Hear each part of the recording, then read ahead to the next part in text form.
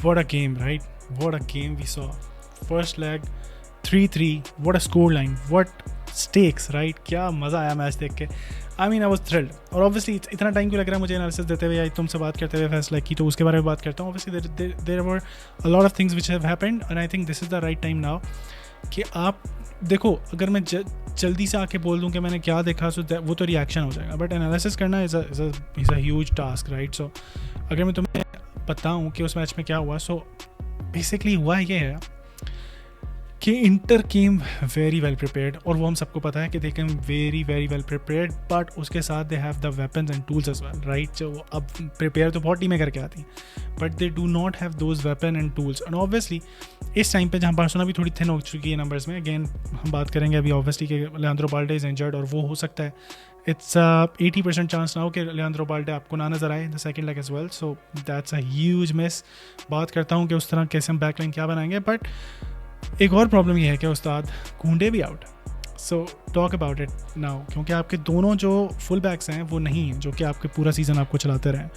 So that's a problem in it self. और उसके अलावा क्या हो सकता है और क्या ऑप्शन होती है उनके बारे में बात करेंगे. बट स्टार्ट करता हूँ फर्स्ट लेग से थोड़ा सा, ताकि हमें एक अच्छा बैकग्राउंड मिल जाए. और अगर तुम लोगों को नहीं पता भी होगा फर्स्ट लेग में क्या हुआ, बट अगर तुम्हें ऐसे इतना अच्छा नहीं पता तो मैं तुम्हें बताने की कोशिश करूँगा अपने तरीके से कि मुझे क्या लगा कि क्या प्रॉब्लम थे और हम उनको किस तरह से बिल्ड कर सकते हैं सेकंड लेग. तो अभी हम जल्दी से एक बात करते हैं फर्स्ट लेग की, और उसके बाद मैं तुम्हें डायरेक्ट मैच प्रीव्यू पे ले आता हूँ कि सेकंड लेग में हम क्या देख सकते हैं और क्या होना चाहिए मेरे ख्याल में, और हांसी फ्लिक क्या करेगा वो भी. सो बॉयज़, मेरे ख्याल में आई थिंक सो होना ये चाहिए कि आप बहुत ज़्यादा ट्रांजिशंस पे खुल रहे थे, right? So transitions is one area जहाँ पे Barcelona was not doing great, और ये हम सबको पता है. और but the point is, another point is कि पेस पे भी हम बहुत ज़्यादा खुलते हैं. बात कर रहा था कि पेस पे हम बहुत ज़्यादा हमें प्रॉब्लम करते ही है पेस, और अभी से नहीं है. जेरार्ड पीके जब होता था, एम्बापे मेरे खिलाफ भागता था, बस एक रन लिया, एक over the top ball I, cross लगा, गोल. क्योंकि और अब तो और भी ज़्यादा, क्योंकि हम इतनी हाई लाइन खेल रहे हैं और हर बंदा हमारा मजाक भी उड़ाता है कि भाई कितना आगे आओगे, उधर ही चले जाओ, दूसरे गोल में चले जाओ. बट देखो यार, यही तो फुटबॉल है हांसी फ्लिक का. You know, take risk and if it pays off it's great, if it's not तो यू कैन जस्ट. तो 2-0 बार्सिलोना नीचे आ जाती है. पहला गोल तो obviously it was just beginners luck कह सकते हो इंटर की, वट एवर. तो लक तो नहीं कहूँगा, obviously they tried for it, but I think so कि थोड़ा सा बार्सा के एंड पे इतनी लक चल नहीं रही थी. You have to have some luck in these games, right? तो बार्सिलोना की वो बिल्कुल ही रिवर्स में थी. आई थिंक सो 30 सेकंड में कौन सी टीम गोल खाती है भाई यार? It wasn't a huge mistake और blunder of Barcelona. Football it's just happened, you know, things happen, shit happens. और यही तो प्रॉब्लम है यार, यही तो प्रॉब्लम है नॉकआउट फुटबॉल की. लीग फुटबॉल में अगर आप ऐसा करते हो तो आप क्या ही खो जाओगे. 3 पॉइंट चलो चले जाएंगे, नहीं तो मैच ड्रॉ हो गया तो 1 पॉइंट मिल गया, चलो ठीक है, नो प्रॉब्लम. अगले मैच में फिर से वापस आ गए, टीम हरा दी, 3 पॉइंट फिर से ले लिए, ऑल गुड, राइट? ऑल रोजी. पर यहाँ पे ऐसा नहीं है भाई, यहाँ पे स्टेक्स आए हैं, और वो भी सेमीफाइनल वाले पॉइंट पे आके आप इस तरह की मिस्टेक करोगे तो योर टीम कैन, मतलब वो तो हमने देखा पिछले सीजन में जो राहुल ने किया था, and all that shit happened. So but again one mistake can cost you the whole game, the whole tournament. That's how you know crazy these tournaments are. और इसीलिए यहाँ पे बड़ी टीमें स्टेप अप करती हैं, और वो हमने देखा बार्सिलोना की परफॉर्मेंस में. भाई, have we not witnessed Lamine Yamal getting bigger? Have we not seen Lamine Yamal became, you know, somehow Lionel Messi in that first half, and in second half में तो मुझे लगा कि थोड़ा सा कुछ टाइम के लिए क्वाइट हुआ. उसकी एक वजह भी है, अगेन उसके बारे में आगे चल के बात करते हैं. बट भाई फर्स्ट हाफ में स्पेशली 2 गोल्स के बाद जो लमीन यमाल फटा है उन 20-24 मिनट्स में, my God, I mean inter really 3 से 5 बंदे उस बंदे को डिफेंड करने की कोशिश कर रहे हैं, एंड ही इज अनटचेबल भाई. वाह, मतलब मुझे अगर मज़ा आया उस मैच का और इतना कॉन्फिडेंस था मुझे एज अ बार्सिलोना फ़ैन. अगर मैं शावी के पे जाता, with all due respect to Xavi, जब 2-0 हो जाता तो मैं टीवी बंद कर देता भाई. मुझे पता था कि बस बढ़ गए, प्रोग्राम बढ़ गया, इस साल नहीं हो सकता. Let's just you know keep growing older, और अगले साल फिर दोबारा देखते हैं क्या सीन है क्या नहीं. सो ये तो हम बार्सा फैंस पिछले 1 डेकेड हमने गुजार दिया इस सफ़र में.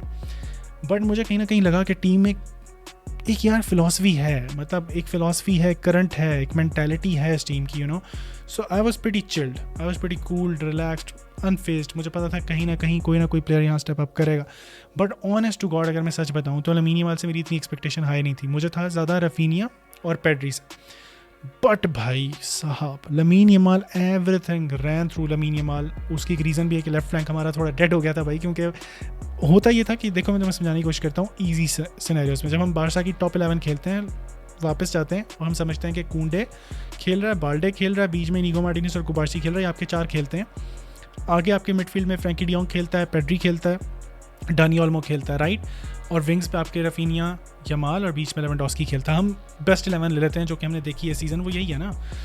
बेस्ट 11 के सिनेरियो में होता क्या है बेसिकली, होता ये है कि जब बाल्डे लेफ्ट पे पूरा रन लेता है ना, तो आपका जो आगे रफीनिया है, रफीनिया इन्वर्ट कर जाता है अंदर, बीच में सेंट्रली ऑक्यूपाई करके पोजीशंस को, लेफ्ट साइड से अगर क्रॉस निकालता है बाल्डे तो गोल हो जाता है, या वो इन्वर्ट करता है, क्योंकि ज़्यादातर गोल्स बार्सिलोना ने हमेशा मिड से क्रिएट किया और मिड से ही ओवरलोड करता है।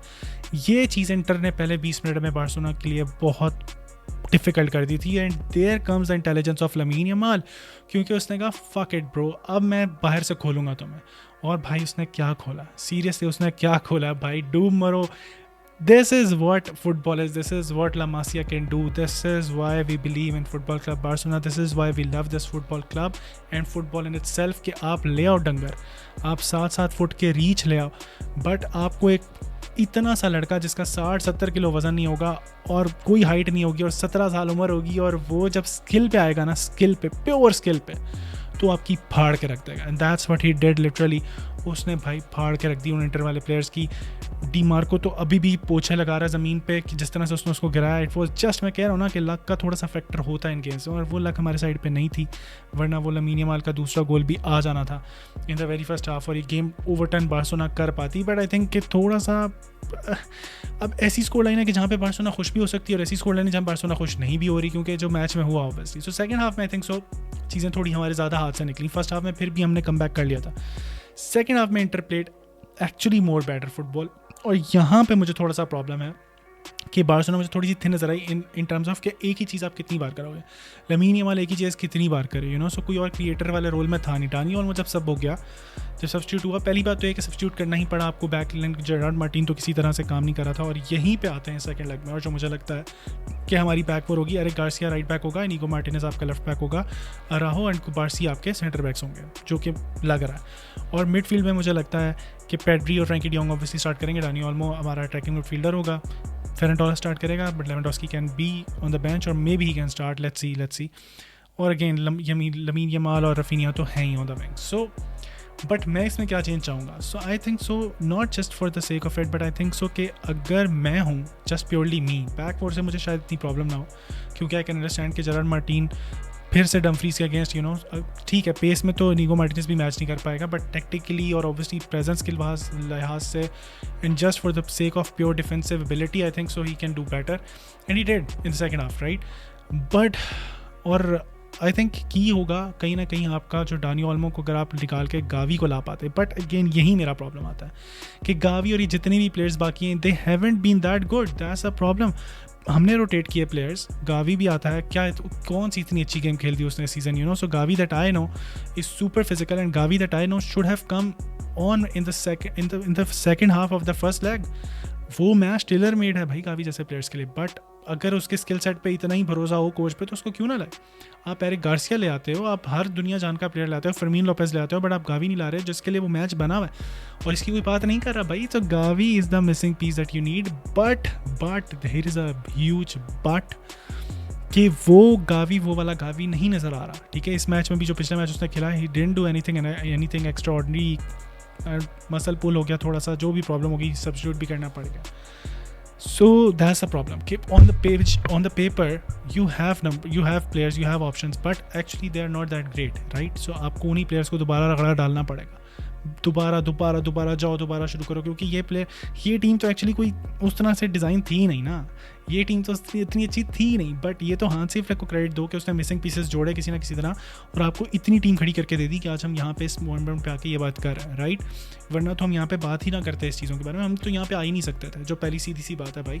सो क्रेडिट वेयर इट्स ड्यू भाई, Hansi Flick, thank you so much for putting a lot of your effort. और वो मैं नज़र आई थी शुरू से, एक फिलॉसफी बनी टीम की, एक मैंटेलिटी बनी, एंड आई थिंक ये मेरे लिए एक सबसे बड़ा की टेक है इस साल। बट अगर हम चैंपियंस लीग में जो भी करते हैं, जो भी रिजल्ट होता है, बट आई वांट कि अगले साल हम इस मेंटालिटी के ऊपर अपना स्क्वाड बिल्ड करें और हम अपनी ऑप्शंस बिल्ड करें, और कि हमारे पास एक्सक्यूजेस ना हो कि यार इंजरी हो गई थी फलाने प्लेयर को तो अब हम क्या कर सकते हैं, या वो प्लेयर आउट हो गया या उसका मसल पुल हो गया तो हम क्या कर सकते हैं, यू नो। एक प्लेयर आउट होता है तो आपको सोचना पड़े, ऐसा नहीं, बिग टीम्स में ऐसा नहीं होता, अगर है भी चलो आई कैन अंडरस्टैंड कि स्किल लेवल पे उसको मैच नहीं कर पाएगा, पर मेंटेलिटी लेवल पे उसको मैच करना चाहिए. That's what I want to see in that team. So anyway, back to the topic. I think मुझे क्या लगता है कि आपके जो ये प्लेयर स्टार्ट करेंगे उसमें सम हाउ इंटर का गेम प्लान वही रहना है, वो इतना चेंज हो नहीं सकता because that's the best game plan that they have. और मुझे उसमें इतने कोई ज़्यादा चेंजेस नज़र नहीं आ रहे, मे बी 1 और 2, बट उससे ज़्यादा चेंजेस मुझे नज़र नहीं आते.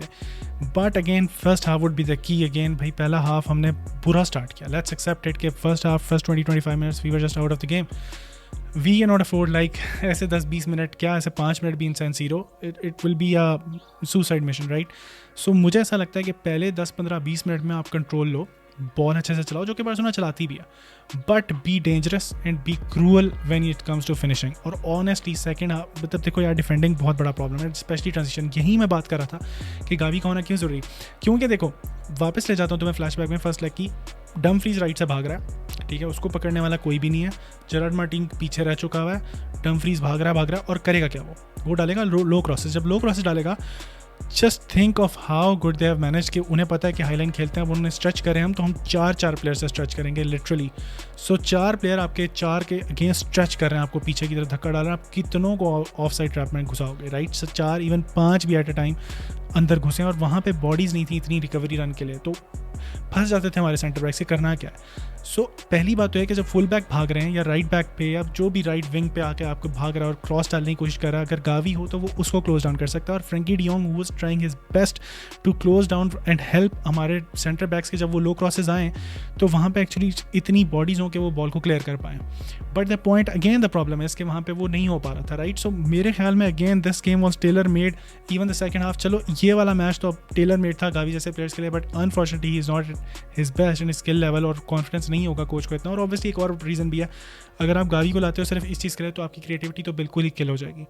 डानी ओल्मो का मैच इतना अच्छा नहीं था, but he was there, right. उसको एक चांस मिला था जो मिस कर देगा. तो आई थिंक सो आपको 1 या 2 चांसेस मिलेंगे हर प्लेयर को इस मैच में. If you kill that off तो will be in the final. If you don't तो फिर भाई चीज़ें बहुत मुश्किल हो सकती हैं. सो ये था मेरा एनालिसिस. तुम लोगों को कैसा लगा बताओ.